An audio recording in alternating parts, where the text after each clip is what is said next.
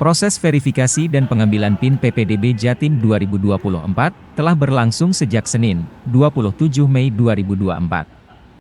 Berbagai kendala ditemukan di proses verifikasi data calon peserta didik baru, mulai dari kelengkapan berkas hingga verifikasi nilai yang tidak sesuai.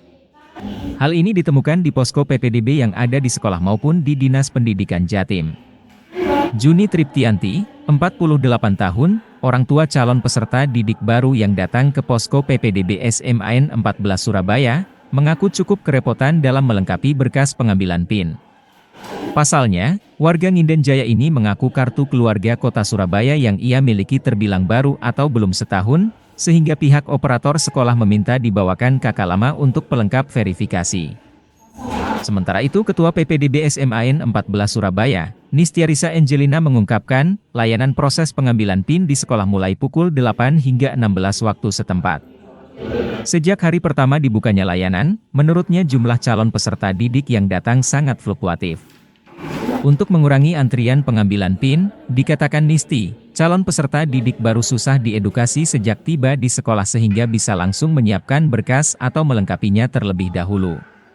Beberapa kesalahan data yang diinput SMP mengakibatkan calon peserta didik baru kesulitan verifikasi ke sekolah yang dituju, sehingga mereka biasanya langsung diarahkan SMA-SMK negeri ke posko layanan PPDB Jatim di kantor UPT Dindik Jatim yang berada di Jalan Jagir Sidoresmo 5. Iwan Cahyadi, operator posko layanan PPDB Jatim mengungkapkan, jika banyak calon peserta didik yang datang untuk memperbaiki data atau sekedar mencari informasi PPDB.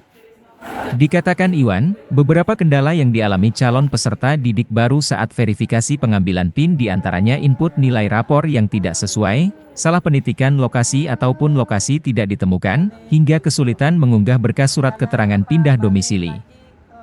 Ngambil kakak yang lama, untungnya nggak saya buang, kan belum 1 tahun perubahan kakak. Oh, jadi perubahan kakak? Iya, kembali lagi sampai di kakak tadi. Bikin ini pernyataan orang tua wali murid itu, ya gitu salah lagi, balik lagi, nggak apa-apa lah, demi anak. Ini memang mau masuk ke mana?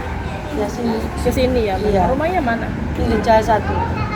Mau ambil jalur? Apa? Zonasi. Zonasi ya. Asalnya SMP mana, Bu? SMP 52. Ibu namanya siapa? Juni.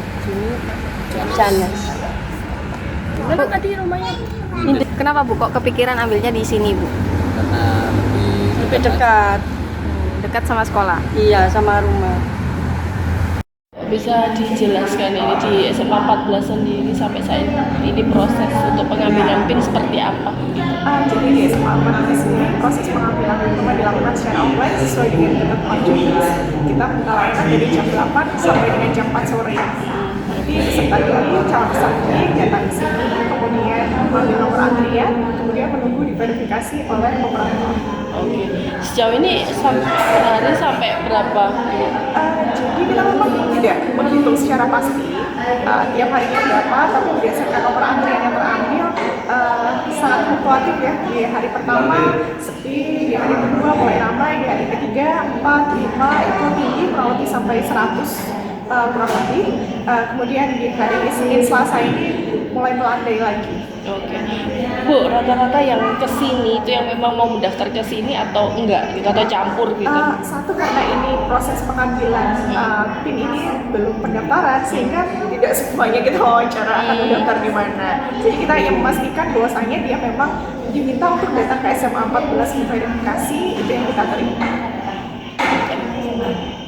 Mana banyak sekali ya yang kita amati itu, ya mohon maaf, kita di sini pribadi dari operator menyatakan adanya kelalaian dari calon pendidik baru ya untuk SMA atau SMK.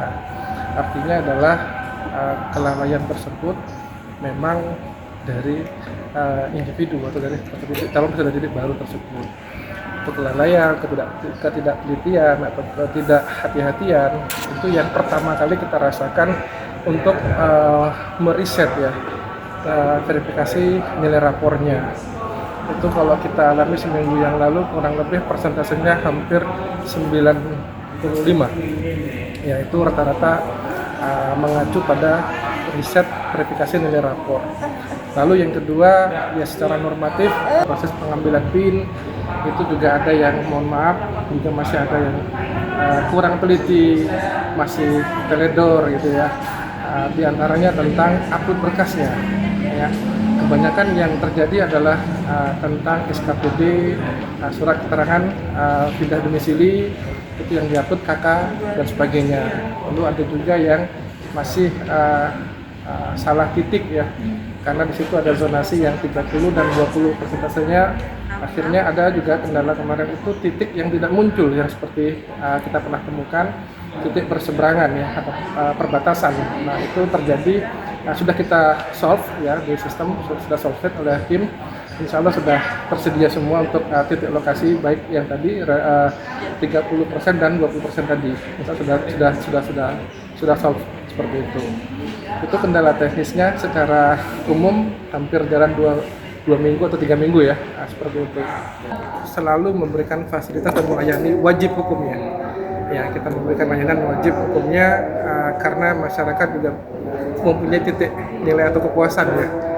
Dinas ini adalah titik akhir tumpuan beliau-beliaunya, tumpuan mereka-mereka untuk ya mengeluh, curhat dan begitu ya. Bahkan siklus atau mekanisme PPDB saat ini kan regulasi berbeda. Untuk verifikasi berkas itu sepenuhnya dikelola oleh satuan pendidikan atau SMA-nya atau SMK-nya, bukan lagi sebenarnya dari dinas. Nah, dinas bisa mengambil handle atau mengendalikan seperti itu untuk verifikasi berkas, kecuali mohon maaf di Surabaya Kota dan Kabupaten Sidoarjo dan sebagainya. Contoh Tulungagung, Tuban dan sebagainya. Nah, kita fasilitasi dengan catatan arsip atau berkas-berkasnya kita ambil atau kita fotokopi, karena nggak mungkin yang bersangkutan akan ke daerah asalnya kan begitu. Makanya kita fasilitasi untuk verifikasi berkas dengan catatan berkas tersebut kita verifikasi dan kita minta sebagai arsip untuk proses terbit PIN. Download Tribun X sekarang, menghadirkan lokal menjadi Indonesia.